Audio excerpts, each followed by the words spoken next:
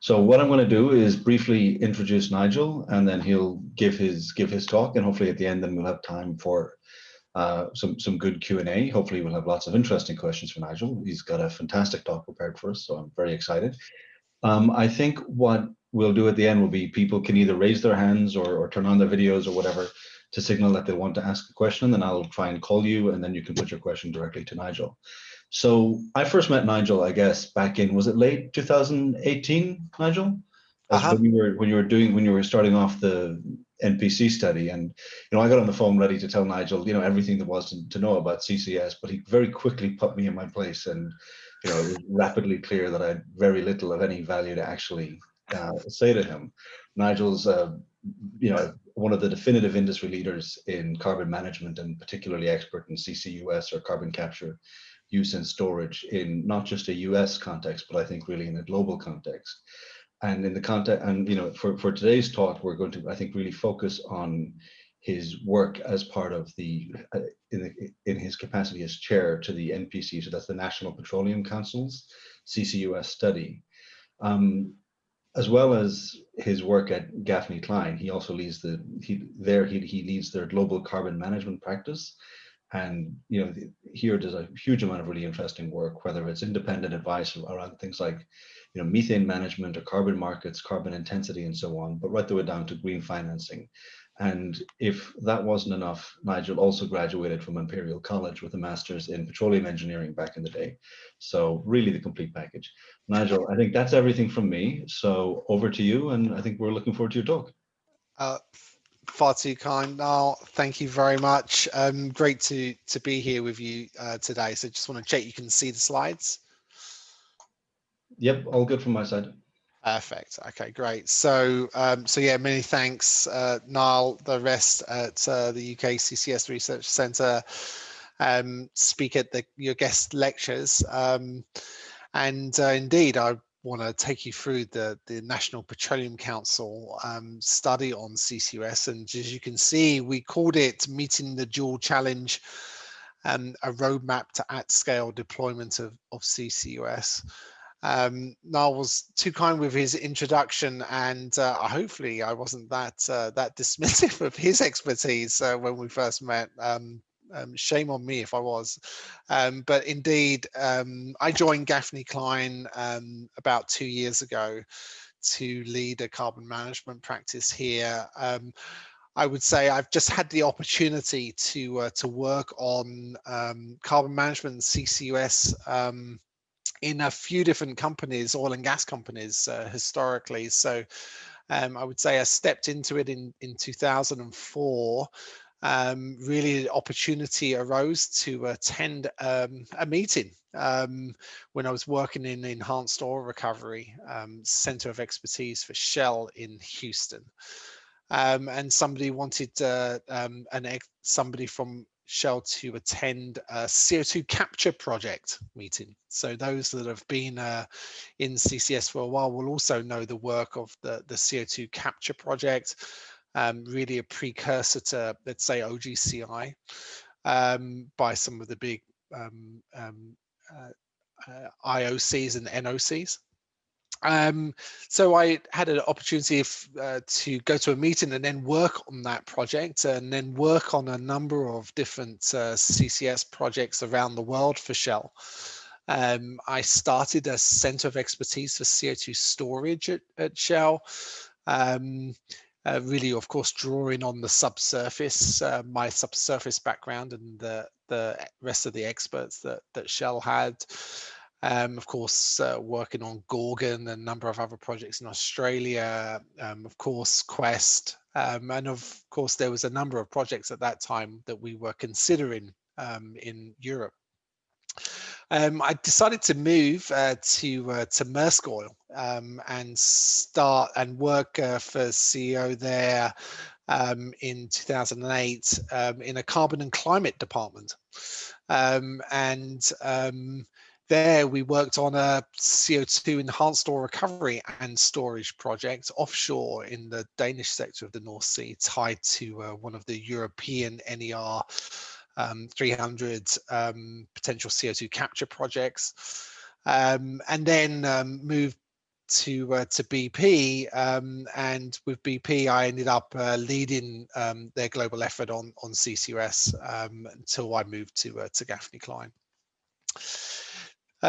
But whilst I was at BP and whilst I was at GaffneyCline, as sort of an interface there, indeed I had the great pleasure to work on the National Petroleum Council study.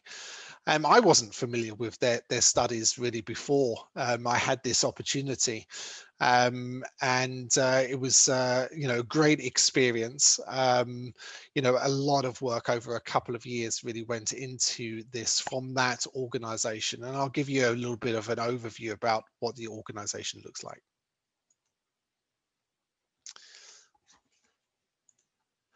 Okay, so a little more than 2 years ago, as I said, the then US Department of Energy Secretary Perry made a request of the National Petroleum Council. He sought the Council's advice on the actions needed for both project development and technology pathways to deploy CCUS at scale in the United States. Of course, the DOE, well aware of the complexity that that type of undertaking has, given the wide variety of factors, he really asked the council to address some specific points. They included technology options, of course, available, the dynamics of the market, physical, legal, regulatory underpinnings, the economics, environmental benefits, and ultimately, of course, the willingness of the public to accept CCUS as a vital low carbon energy technology and industrial revolution technology to reduce the nation's carbon footprint and to continue its role in international leadership. So those are the words of the Secretary's letter. The US, of course, is in a very good place to pursue the component. It's had a long history and significant underpinnings, both from a public-private standpoint in CCUS. But in order to respond to the Secretary's request, of course, we really need to start doing two things: develop a comprehensive work plan to address all of the multitude of issues that he raised, and then get a participation of a diverse range of expertise and experience. And this slide covers, of course, the highest level summary of the conclusions really from the report. We found that CCUS deployment at scale is going to mean moving from where the US is today, 25 to 500 million tons per annum of CCUS capacity. Infrastructure build out underpin that would be equivalent of 13 million barrels per day capacity. That's equivalent to oil and gas production today, volumetrically. It would require an incremental investment of $680 billion US, or that's about 1.5 years of global oil and gas capital spend. It would require and support 256,000 annual US jobs and a GDP of 21 billion. So of course, from the speaking about how much is needed but the ultimate value that it brings back to society as well. I know there's been a lot of great work done in the UK on this aspect as well. Of course, we really wanted to highlight those things too. But in order to do that, we require still improved policies, incentives, regulations, and legislation. There's always a lot of improvement that can be done in that respect as we move forward with this new industry. Broad-based innovation technology development, of course, to continue to reduce cost and increase scale. Strong collaboration, of course, between industry and government. And then really with the public, increased understanding and confidence in CCUS. So what does the National Petroleum Council study do and what are its origins? So firstly, it's a federal advisory committee and exists solely to advise the US Secretary of Energy in the executive branch of the government by conducting studies. Some other studies that they've done hard truths, facing hard truths about energy, a comprehensive view to 2030 of global oil and gas. And then prudent development was another good one, realizing the potential of North America's abundant natural gas and oil resources. So you'll see the sort of the timing of these is of course at least one study during every administration. And the studies are conducted through multi-party and multidisciplinary collaboration to yield basically, of course, consensus-based findings and recommendations. They're provided in a study report. And the important thing, of course, is from a Federal Advisory Committee standpoint, the NPC does not actually do any advocating around its recommendations. It produces a study to inform and educate. Study participation. So there's some great people involved in putting together the report, of course, including members of the UKCCS Research Council. Personal thanks, of course, to John and Niall. I would say definitely there was a lot of coordination that was required, and that was the duty of the coordinating subcommittee within the organisation of the study. And that had above it two other committees, a governing steering committee and a study committee. And then, of course, ultimately the oversight of the entire council and the rest of the membership. The CSC, the coordinating subcommittee, really that's the operating committee for the study. It was led by a team of 22 members, and it also had input from, of course, the NPC organisation itself and the Department of Energy to provide guidance, solely guidance, and of course some of the NPC Council itself. The pie chart shows general distribution of participation. So whilst it's the National Petroleum Council, you can see only about a third of the actual study was the oil and gas industry itself. The NPC does include other industries, of course. It includes consultants and technical, as well as also financial. But also NGOs were involved, academia and government. But this group is not just comprised of NPC members. You don't have to be an NPC member to contribute to one of the studies. And so the other industries that we include, of course, vitally important was for us to go and get input and get alignment with some of those other industries, including biofuels, power, steel, cement, hydrogen. Of course, speak to finance and banks, and really get that breadth of participation that we really wanted to achieve, and really has never been achieved, we don't think, really before to this level. And of course, more details about those rosters and who participated can be found online. So the study report, it's available on the NPC website, www.npc.org, or at the dedicated study site, dualchallenge.npc.org. The executive summary, you'll see on the left, volume 1, that's now been published. It looks like this. And the other chapters in volumes 2 and 3, they're available in digital form only. Now in volume 2, you'll see we had teams focused on the role of CCUS in the future energy mix, team focused on the cost of supply and economics, team on policy, regulatory and legal enablers, and also stakeholder engagement. Volume 3, you can see that, of course, includes technologies, those available today, and what can be done to reduce cost, increase performance, broaden scale of deployment, of course, going into the future, for the main components of the supply chain: capture, transport, storage, EOR, and CO2 use. What I thought we'd do today is just take you through a summary of 3 parts of the overall study. So firstly, of course, a bit more depth on the executive summary. Then look at really one of the differentiating aspects of the study, which was the supply chains and economics section.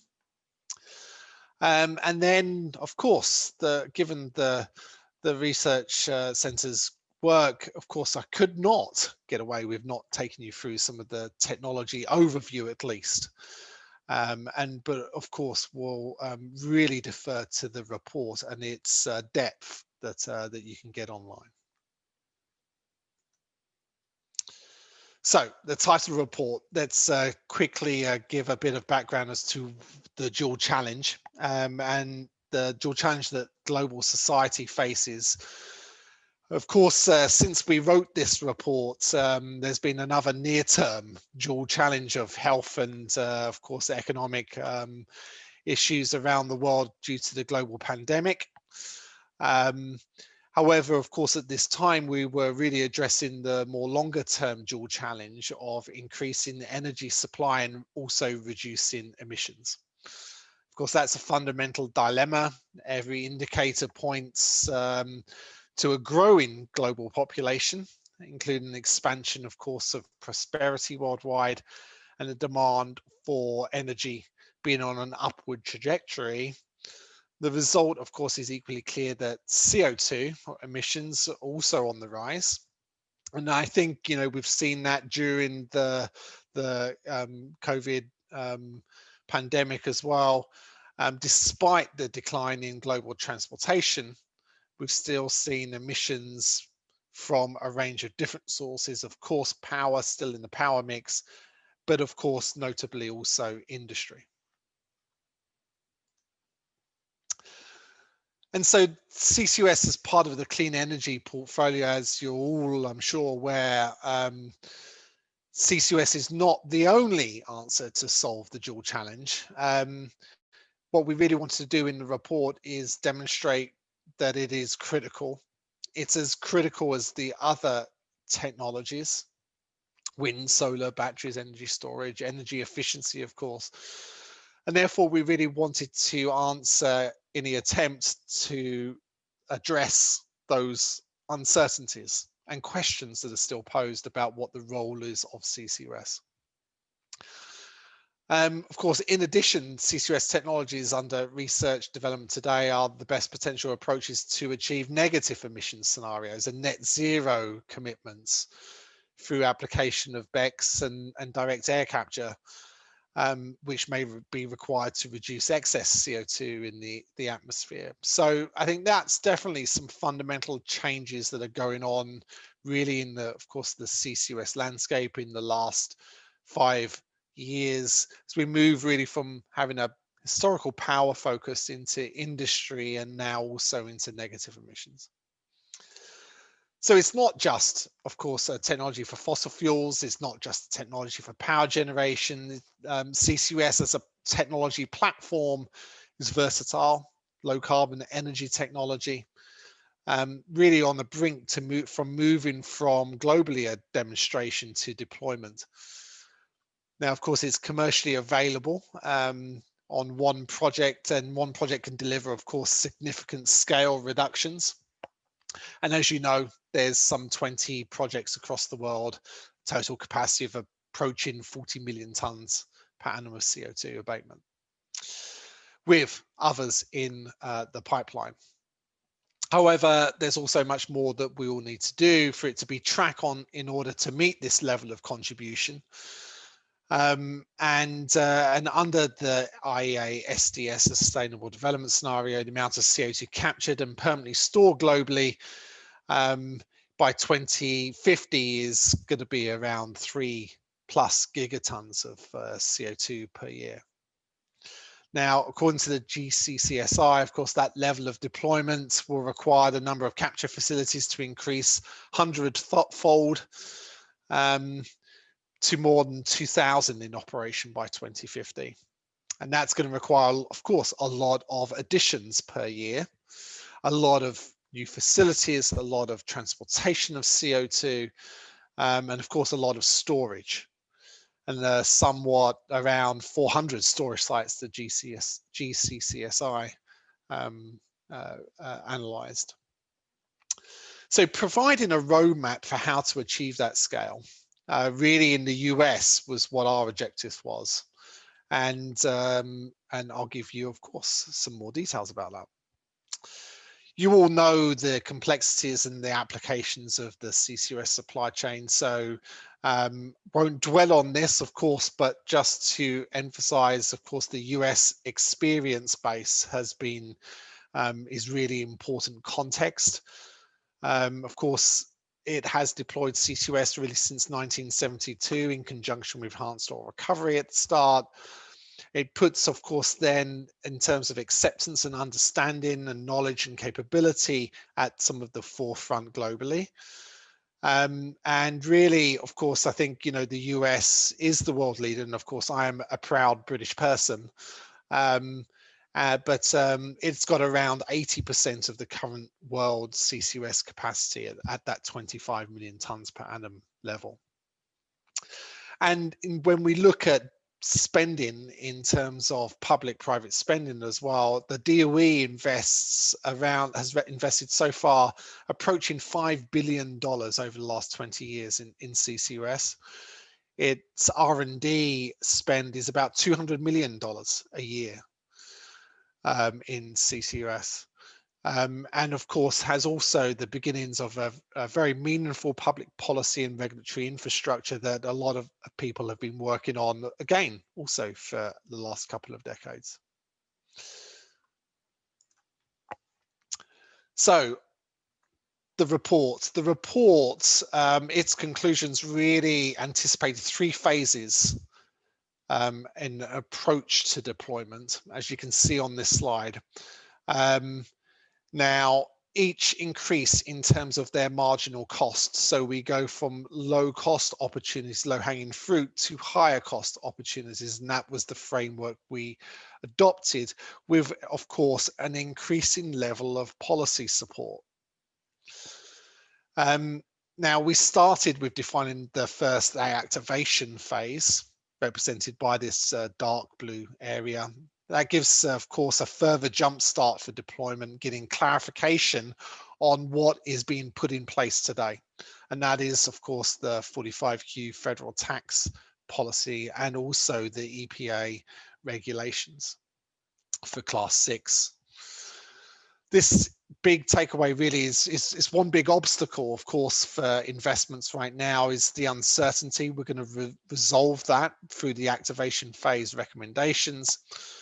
And that will, of course, what we think you'll see here from the table is enable the US to double its current CCUS capacity over the next 5 to 7 years, reaching cumulative about 60 million tons per annum. Next is the lighter blue section in the middle, the expansion phase. That's going to be a little bit harder to achieve, requires congressional action to enhance and expand some of those existing policies, some of the tax credit provisions, not just 45Q, but some others, some investment tax credits as well. But also update the legal and regulatory framework, access to pore space, and increase really an eye to get another doubling of capacity over the subsequent years, out to about 15 years now in total.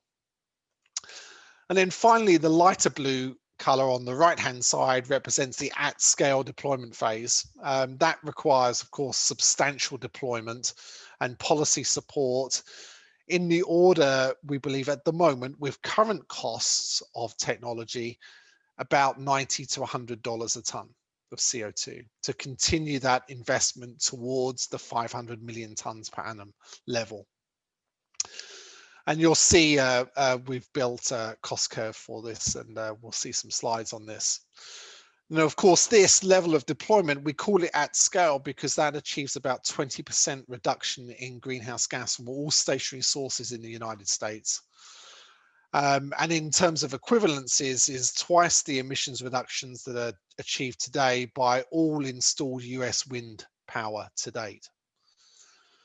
So a quick key part of the value proposition to society, of course, is those positive impacts that CCUS can bring in terms of investment, additional investment into the economy, and the safeguarding and adding in jobs. And of course, we highlight some of these on this table as well. So in terms of a summary about the recommendations, and there's a whole section in the executive summary on the details of these recommendations, which of course you should really take a look at, I would advise. But the whole, all NPC reports are all around creating findings, crafting those, and then building supporting recommendations. And you can see here again in a similar format, moving from the left-hand side, activation phase, expansion phase, at scale deployment phase, really what some of those details that I just mentioned are that are required in terms of policy making and regulations and legislation that are needed to underpin. So some of those clarifications in the activation phase on the left-hand side around 45Q. But also there's some clarity still around accessing pore space that are required. And of course, accelerating some of the permitting applications around the class 6, and that's the underground injection control well permitting and permit to inject. And to make that, of course, a little bit more site specific in terms of the way it deals with risk and performance. And then the expansion phase, as I said, is really amending 45Q, extending its duration, perhaps increasing the level of support that it provides today, but also looking at section 48 of the US tax code, which is investment tax credits. And they have also been deployed for, of course, renewable power here in the US. But also then there's a bunch of other aspects here, which are around access to capital and lowering the cost of capital. So master limited partnerships, private activity bonds, and eligibility and funding for some other investment, infrastructure investment acts.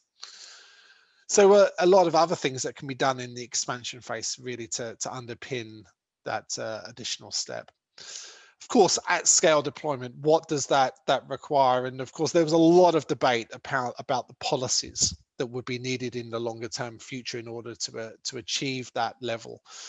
And what we found, we got to a level of agreement with all of the participants to really this recommendation that congressional action be taken to implement economic policies amounting to about that $110 per ton level.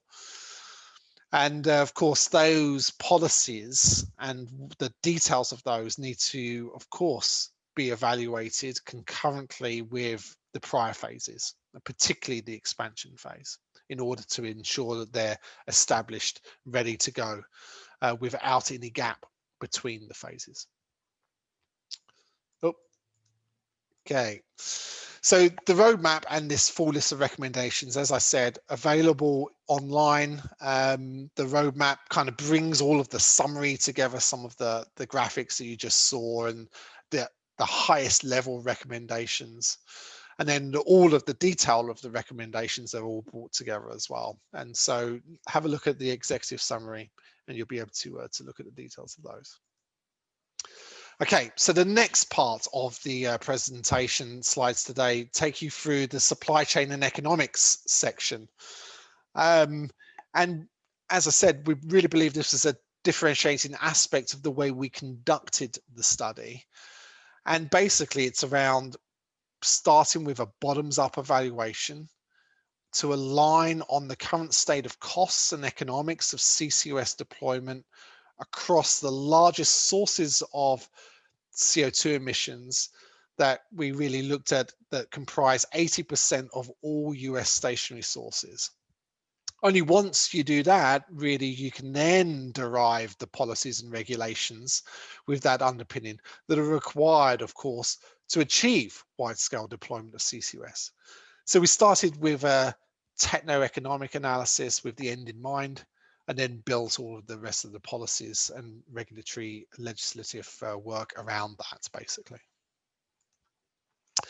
Okay, so I'll take you through this in a step-by-step approach to take you through the outcomes, and that will let you understand the approach that we used as well. So we've got here left axis, it's the cost to capture, transport and store 1 ton of CO2, plotted against the bottom horizontal axis, which is not a timeline, it's the total volume of CO2 abatement possible.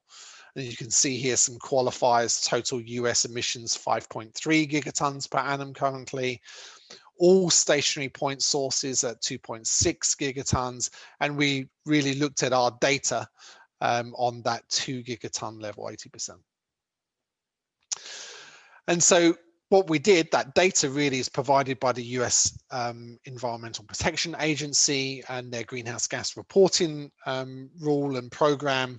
And they provide publicly, you know, annual emissions analysis from 850 stationary emissions sources around the US that comprise that 80%. And that, of course, they include ethanol, power plants, cement, steel, natural gas processing, fertilizers, and other categories.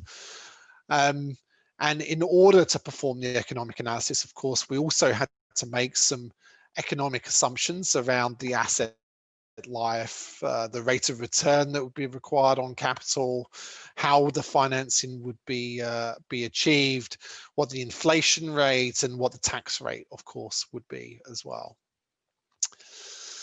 Now, by performing, of course, this type of analysis, we are able to then really look at the value that each of the incentives and the business case needed to enable deployment. The case also for research and development and demonstration, and how that could lead to a reduction of costs from our initial viewpoint. And then an economy-wide basis for economic impact assessment, of course, with respect to those jobs and the GDP that I presented earlier. So this really underpinned kind of pretty much everything that we did within the entire study. It also, of course, allows us to look at the economic impact and the merit order of various types of incentives. So we were able to then look at tax credits, both, of course, what we have today, the 45Q production tax credit, but also the merit and the impact that investment tax credits would have, not just on one type of facility and one type of sector, but across all of the project types. Also, we could look at, indeed, those other recommendations we have about the lower cost of capital, getting private activity bonds, loan guarantees, and other financial structures, including the MLPs, Master Limited Partnerships. Now, so to do what we also wanted to do, of course, because this underpins so much, is, of course, provide it as a public resource to ensure the transparency of our work. And at GaffneyCline, we host this on behalf of all of the MPC, and it's freely accessible. So here's the website. Go there. There's a link there to click to request access. We then send you basically both an online version you can use on your phone around the cost of capture and to do sensitivity analysis, or a full spreadsheet which includes the cost of capture, transport and storage. So both of those are accessible. Let us know what you would like, and then we'll send it to you. We just ask, of course, we do updates of this based upon feedback, and that's really why we're asking for people to sign up, so we can track and make sure that we provide an update when one is available to everybody that has requested it. So what the output is, you can now see, is this really two things on this slide. The gray shaded area is the marginal cost curve made up of the CCUS implementation for various point sources, each having cost and volume, of course, plotted in an ascending marginal cost manner.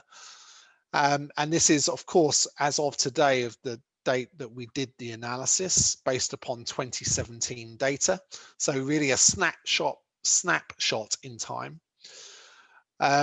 And there's 3 illustrative examples on here, basically, of the stationary sources, one for ethanol, one for cement, and one for natural gas power generation, to give you a kind of an understanding of the split of capture and transport costs. The light red color on the left-hand side there indicates the cost of capture. The darker color, of course, then transport and storage. And the width of the bar, of course, in those examples is purely illustrative. The width that makes up the actual gray area, of course, is relative to the actual volumes for each of the plants. We've expanded it here on these individual plants in order to just highlight them. And so when we now look at, let's put in what does the activation phase mean, and why, and what level of deployment does that achieve? And so you can see here that the current 45Q tax credit, $50 a ton, what level of deployment, in addition to what we've got at the moment, it would achieve. The next expansion phase added on to that, of course, why a certain level was picked. And so, of course, you can see we start to bend the curve in terms of CCUS cost between a rising cost level and a flatter area of the curve. Really signified around the type of plants and the cost of addressing certain types of emissions. And really, that really denotes the breakpoint between the expansion phase and then the at-scale deployment phase.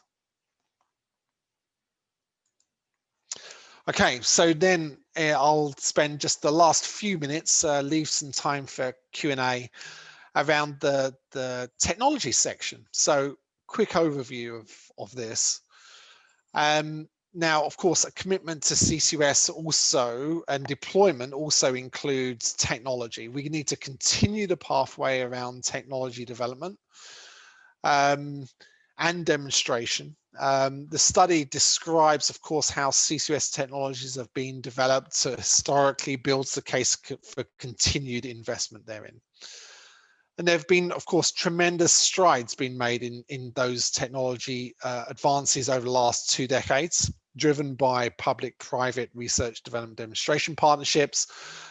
Great work in the US, great work in the UK as well. So kudos to everybody that has been devoting their time and effort into that. Today, those technologies across the supply chain, of course, vary in maturity. This is what this slide basically shows, a general overview.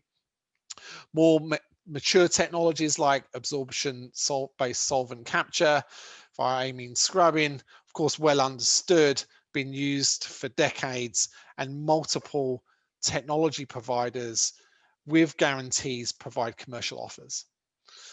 The good news, of course, we've got that and we know how to do it, and that is why that technology type was used as the basis for all of the cost evaluation for our cost curve. We know how to do what we know how to do, and this is the cost. However, of course, we do also think that, relatively speaking, overall, in terms of total cost reduction, 10, 20, 30% additional cost reduction potential in amines, but that's relatively limited. And so if we want to get to 50% cost reduction potential, what do we need to do? And that really requires, of course, further focus on our RD&D to look at the rest of those technologies that are less mature, and really support and bolster those and bring those through to, as well, commercial deployment. And that will lead, we hope, for, of course, a step change in cost to lower the investment needed to unlock the benefits of at-scale deployment. So volume 3, of course, describes all of those options in capture, but also transport, storage, enhanced oil recovery and use. Some really good reference material, I think, here. I continually use it in my work. And yeah, please do take a look. There's hundreds of pages here of great information that was pulled together. So what is our recommendation, around research and development? Our findings certainly was that increased government and private research, development, demonstration is needed. That will improve performance, cost, reduce cost, of course, and also advance alternatives beyond what we're currently looking to deploy. So our recommendation to the Department of Energy was that Congress should appropriate $15 billion of RD&D funding over the next 10 years. That's a significant increase from the $200 million per year that the US DOE already puts into CCUS. That will enable the continued, of course, development and really what's required to accelerate those pull through of those technologies. You can see the table on the bottom left provides a bit of course, details around where that 15 billion would be spent. No doubt, most of it is in capture. And the right-hand side basically is just a graphic portrayal of what some of the other options are that we have in order to invest in. The outcome and why we were able to justify such a large amount of additional R&D support from the US government is because we have the cost curve that's built on existing available technology. And so when we look at cost improvements and relatively, I would say, conservative view of potential for cost improvements in this whole supply chain. But when we apply those and look at the overall cost reduction potential and the impact that it has, this $15 billion basically returns a 10x in terms of delivering $150 billion worth of cost savings. So then it becomes a palatable, understandable, realizable investment. So you can see some of the other merits of having this this cost curve built for the entire US stationary sources. And so, in summary, to achieve CCUS deployment, of course, at scale, the US government is going to need to reduce uncertainty on the existing incentives that it's painstakingly put together, establish, of course, adequate additional incentives, there's more to do, and implement a durable regulatory and legal environment that drives industry investment. So that commitment to CCUS, of course, also includes R&D. And that will enable CCUS deployment to create a new industry, drive job creation, economic growth across the nation, and of course, the potential for exports. And securing, of course, also fossil fuel exports from the US. But of course, increased understanding and confidence in CCUS also needed this stakeholder support for public policy. And of course, there's a lot of work that we're also continuing to do on that. So I haven't covered that at all today. And there's a chapter on that online. So, but in conclusion today, I think, really the report, we hope, tells a great story. It's underpinned by technical economic analysis and the experience and expertise of all of the participants that contributed to it. We think it's a little bit different to what has been produced before, and we hope that it's understood, compared, contrasted, and really brings a difference, not just to the US, but also globally in other countries, and also companies as they consider performing such an analysis themselves and building their own roadmap. So thank you very much. I really appreciate your time today and welcome any questions. Thank you very much, Nigel. That was really informative. So happy to take any questions, and maybe as people are starting to think about what they'd like to ask and put their hands up or whatever.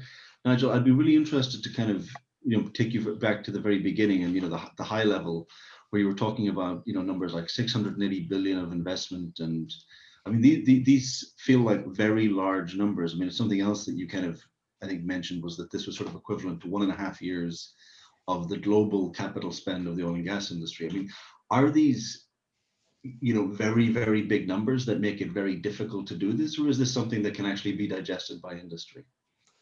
Yeah, I think they're digestible now by industry. Definitely a lot of our concern now was indeed by casting a light, of course, of what actually is needed ultimately. Would we not be better off, having a step-by-step, small incremental approach? But we feel that certainly by the strengths that CCUS has in terms of achieving scale, in terms of emissions reductions, and being honest and truthful around the level of investment that's required to underpin that, really, it ultimately will be the best thing to do. So far, what we've seen is people engage, with these levels of investment. It doesn't seem to have put anybody off. So that $680 billion, indeed, yeah, the global oil and gas industry, spends $500 billion per year. That 680 billion is over 20 years, right? So, and so yes, so can we do it? Yes, we can do it. There's $31 trillion today in green finance capital pools.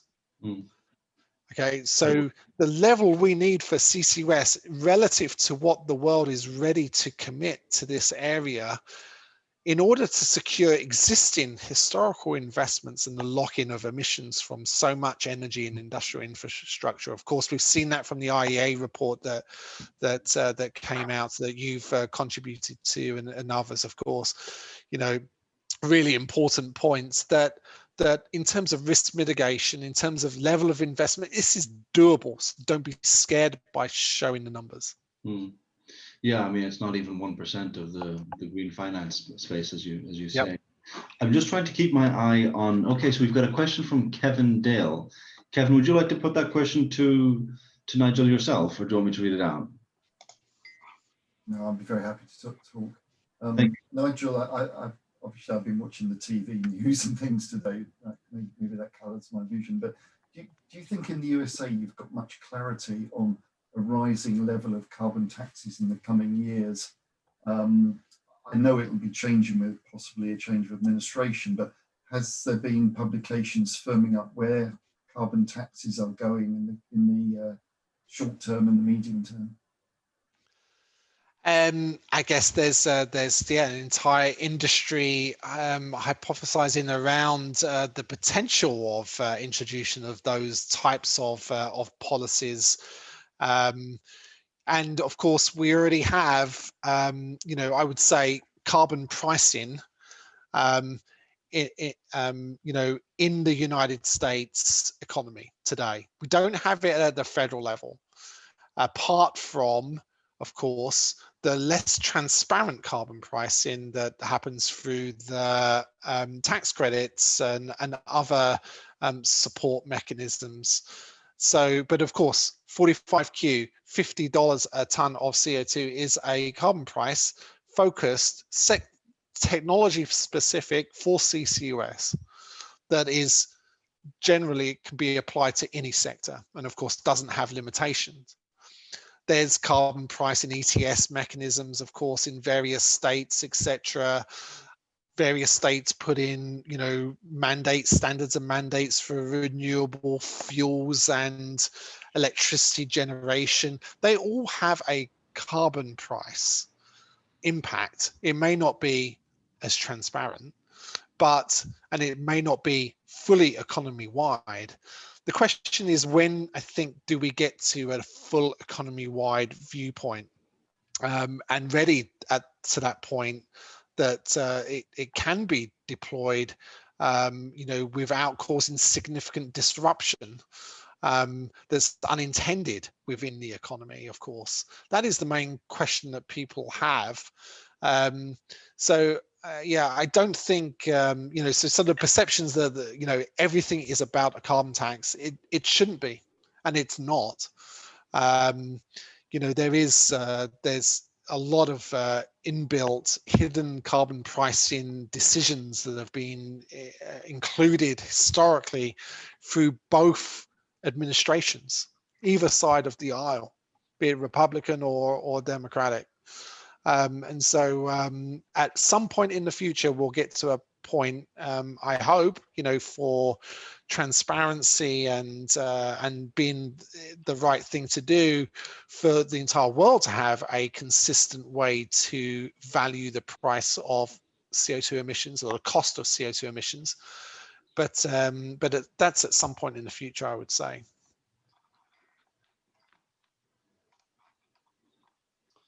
Thank you. So I think, John, did you have your hand up a moment ago? Yeah. Nigel, thanks very much. It's very good, and thanks for doing the job in the first place. It must have taken years out of your life, I guess. Well, I didn't have as much grey hair. I had some grey hair, but not as much grey hair. Very good. So if I followed an argument through, you said that it's worth spending money on R&D to get the cost down because cumulatively that will save a lot of money. That's basically, yeah. And you also said that the scope for cost reduction in post-combustion capture using amines was relatively low. Yeah, relatively low in comparison to some of the potential cost reduction that some of the other technology types have. Yeah. So I mean, sounds like in that situation you'd be better off just you know, doing nothing and waiting for the cost reduction to come through on these other technologies. I mean, what do you say to that argument? So I say, you know, so there will still be there's a lot of proving and a lot of uncertainty about, of course, delivering cost reductions, the level of cost reductions that we hope and see the potential for in some of those other technologies. And meanwhile, of course, getting on with deployment and driving cost reduction in technologies that are commercially available today will, you know, always improve the current situation. And so don't delay based upon a bet in the future which is uncertain, given that we have something today that we know that we can be getting on and drive the costs down. I would say as well, I have always been a long proponent of hybrids. You know, hybrids of physical separation, membrane separation technologies with traditional amine-based solvents, and potentially those therefore still need all technology platforms and types to be developed and then brought together in order to achieve perhaps the most significant level of cost reduction that we could achieve. So yeah, don't give up on amines just because just for isolation in their applications right now, the cost reduction potential is relatively limited to our view of the longer term future for the other technologies. Yeah, they have an important role to play, really important role to play. And how much of that cost reduction do you think will come from R&D and how much from experience in service? Because I didn't notice that getting mentioned a lot. Yeah, so the general feeling of the NPC study was that learning by doing cost in service reduction, you know, really around 10% overall further cost reduction type level. The 30% and potentially more cost reduction level really was from new breakthrough technologies. Of course, you know, we're seeing, you know, the potential for some further cost reduction in amines from some of the new plants that are being built or going through FEED and get into FID right now here in the US on some of the coal-fired power plants and a bunch of gas-fired power plant projects that are underway in design. and yeah, they may well indeed find some other synergies in terms of, I would say, the balance of plant opportunities to reduce cost, options, of course, around modularization, maxing out a single train size. We've kind of already done that with Petronova, of course, and but yeah, they're definitely working through some potentially larger than 10% cost reduction potential. Just raising. Thank you. No, John, can I just? John, I'm conscious that somebody else had their hand up a moment. Oh, okay, no problem. John McQuaid. Yeah, hi. Thank you, Nigel. Very interesting. Thank you very much for spending the time with us. I've noticed that it's quite obvious that the US has gone very much for a terrestrial approach, and if you look at what we're trying to do in the UKCS, we're very much a marine approach in terms of what we're doing. Did anybody look at what the Gulf of Mexico could provide as a solution to this? Very much so, yeah. So so it's not a, I would say, not a terrestrial approach in the US. There has been some significant move into the offshore, really in the last decade as well.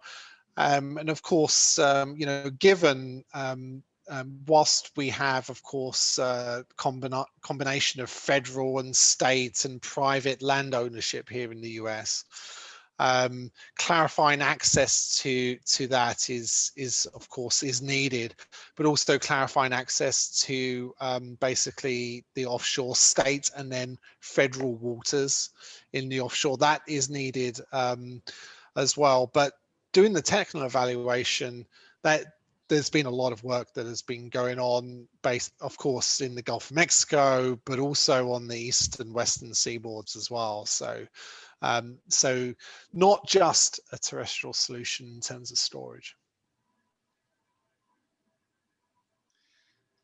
Thank you, Nigel. So, Carrie, I'm a little bit conscious of time, but can we keep going for another 5 to 10 minutes, Nigel? Yeah, happy to. Yeah. Is that okay? So yeah, if Nigel's happy to, that's perfect. Great. So I'm just wondering about if there are any other questions, but in the meantime, maybe Nigel, you could say something about, you know, because you were unpacking quite a few, or you were mentioning quite a few things around how you would lower the cost of capital, and you mentioned things like master liability partnerships. So could you, you know, given that we're broadly a technical audience here, you know, engineers and so on, could you maybe unpack some more of that and perhaps contextualize that in the context of, you know, the task force for climate-related financial disclosures and what that means for increased cost of capital to projects that are exposed to climate problems? Sure. Yeah. Okay. Great. So yeah, there's some other financing approaches that have been used here for infrastructure development. Master limited partnerships is basically where you take an asset, usually you know, an asset that has growth. It's usually an infrastructure-based low-risk asset, and you put it into an investment class called a master limited partnership, and that basically, that master limited partnership enables other investors to invest into the projects and buy equity into the project. So you sell down effectively your equity, but you don't lose ownership. Those other investors come into that asset, invest their money, you pull back out your capital that you've committed earlier. And the investors do it because it provides them some tax shelter and benefits from doing that. So it's has been a very attractive area historically for pipelines. And of course, you know, we also, you've seen a lot of MLPs being generated by pipeline owners and operators historically. And yeah, it all depends upon, of course, corporate and private tax liability and the demand for solutions therein. Okay. Fantastic. So that's the MLP. It's can be very, very attractive. So then I would say in terms of the cost of capital, we looked and we decided to go with a 12% rate of return and 100% equity-based financing model, which, of course, for some industries is not the way that they finance their facilities. But it was, we had to take a consistent open book type approach. The tools that we provide online enable people to adjust all of those things and look at what the impact is of lowering that effectively that cost of capital approach. And so, yeah, it was our basis, but we knew it was one of the weaknesses that we really needed to provide people with the opportunity to test different ways. If we look at total costs, basically we generally see it's a third of the total unit cost per ton is on capital, a third over the 20-year period is on operating costs, and a third was on financing cost when it's 12% rate of return. So that's the level of impact of the total unit cost that financing can have. So to reduce and improve the financing terms, of course, you need guarantees. And when an industry is starting, when it doesn't have of course, the history and the proof required to really reduce guarantees. And when investors, of course, look at this and they see complicated value chains of various parties coming together, collaborating, having contract separation for handing over responsibility of CO2 to ultimately get access to the end revenue stream, they see risk.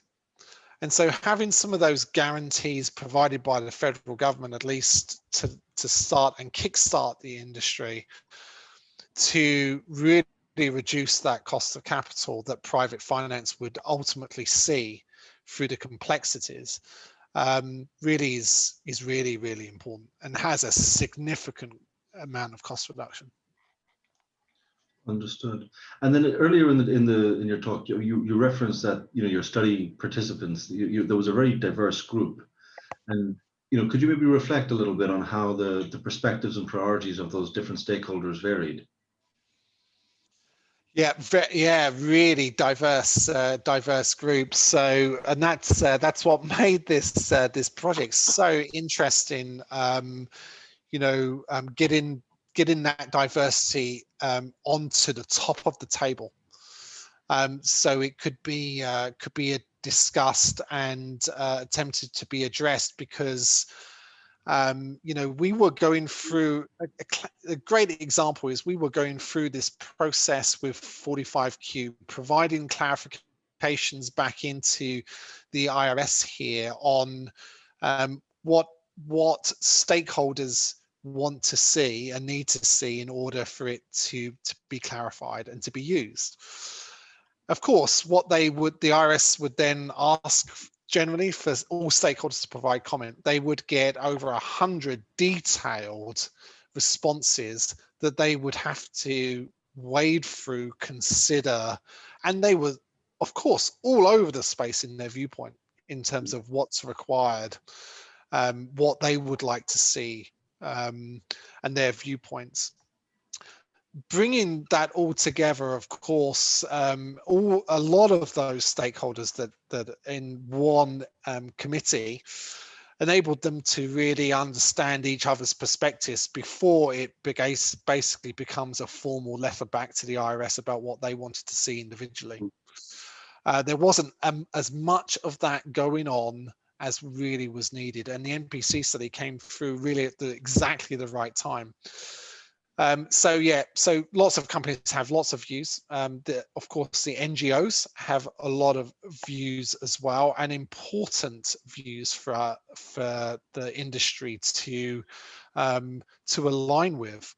And of course, having them as part of this study as well. So we had the Centre for Climate and Energy in C2ES, and also EDF, the Environmental Defence Fund, as active participants, and they helped industry understand why they had viewpoints on certain things that ultimately helps with public acceptance about the technology and this, and generally the security of storage.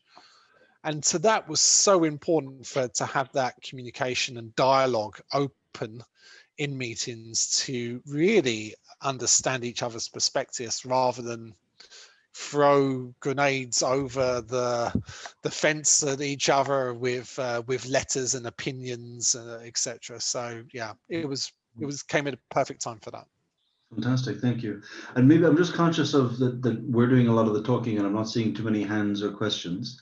But maybe from the perspective of perhaps people who are more early career researchers, could you imagine anything that researchers in the kind of engineering and physical sciences space could do as a priority that would be most useful or most helpful in this space, as a final question?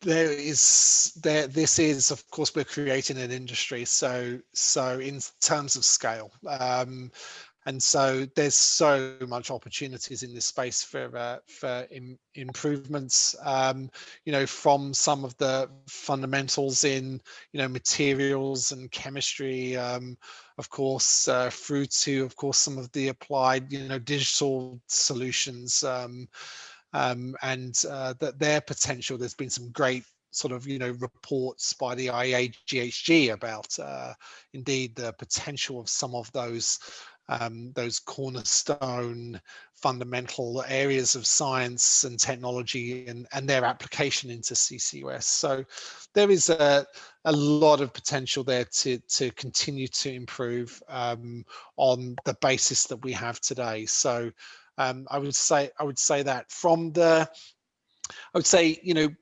when I present this, being a British person, really wanting to see collaboration.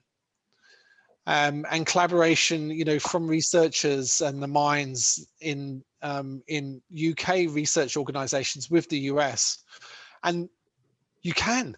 And so the R&D effort that the US government puts together is open to collaboration with other institutions not inside the US itself.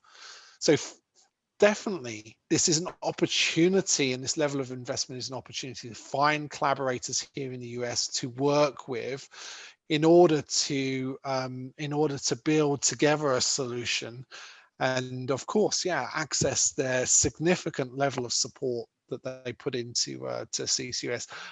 I would love to see more cross-fertilization and integration collaboration, I think, personally.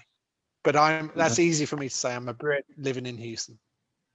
Fantastic. Thank you so much, Nigel. So I think we might wrap up there. And I think, I've taken from this a lot of very encouraging messages, which I think is fantastic. So, the numbers, whilst on the face of it are very large, they're also emphatically doable and not something that's, beyond the capacity of the industry to deliver, which I think is really important. I thought your point about how carbon prices already, materially exist in the economy, they're just quite subtle in some places. So being able to kind of bring those more to the fore, I think, is very important. And also recognizing that carbon taxes are not the be all and end all. And then, that's a fantastic piece of news that research is still a priority, and that there is really a huge potential for a rewarding career for people in this space. So Nigel, thank you very much, and really enjoyed this conversation. I look forward to the next time. Thank you. Thank you, Niall, and thanks, John, and everybody for your time. Really appreciate it, the opportunity to do it, and indeed, go get your own digital copy at least of the report from the website here. It's a good resource, so please use it. There, excellent. Thanks a lot, everybody. Brilliant. Thank you. Goodbye, everybody. Goodbye. Thank you, Nigel. Thank you, Niall. That was great. Thank you very much.